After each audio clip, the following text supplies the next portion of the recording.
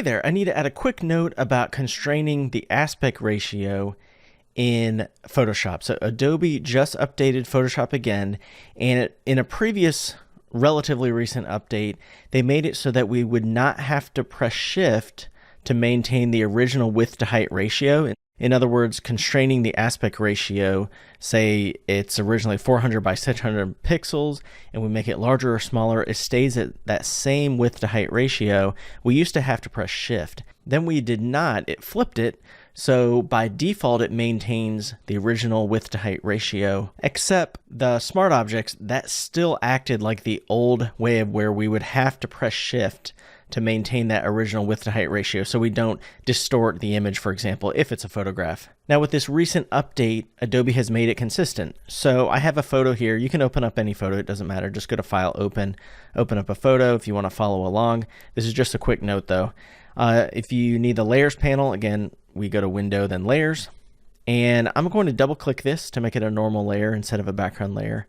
And make sure Show Transform Controls is up there. That's on the Options panel. If you don't have that, just go to Window, Options, or you can go to Window, Workspace Essentials, and then Reset Essentials, and it should have at least the options and the Layers panel over here. I've just rearranged it a little bit. So now I can click and drag the corner, and notice I don't press Shift on the keyboard, and it maintains that original width to height ratio. That's good. It used to do this by default, and we would have to press Shift, and it would then go to the original width to height ratio. So now it's flipped, and it's a little bit more convenient, I think, because usually we want to maintain that original width to height ratio, at least when we're dealing with photographs. We don't want to distort it, but if we did want to change it a little bit, we would press Shift, and then we can change the width to height ratio. So it doesn't matter if we're talking about an image layer. I'll press Enter to apply that. It also applies, for example, to text or type layers.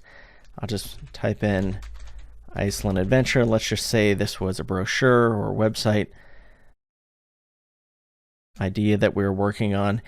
And I just click and drag the corner, and it looks fine. If I hold Shift, if we wanted to distort it vertically or horizontally, we could do that. Again, we need to press Shift though. If we don't press Shift, the default is now that original width to height ratio, so we don't distort that photo or that text. Same thing for a shape layer. Let's just go to the shapes over here, and if I just click and drag out like so, now it doesn't have an original width to height ratio here because this is a new shape, right? So once I bring it out there, now if I go to the Move tool and I just click and drag the corner, it maintains that original width to height ratio by default. And I can press Shift, and this is one of those examples where we would want to maybe press Shift if we want to make it taller or wider and we're not distorting text or a photo, for example. So I'll press Enter, and I will click and drag that below the text so it's behind that, and then we would have our design there.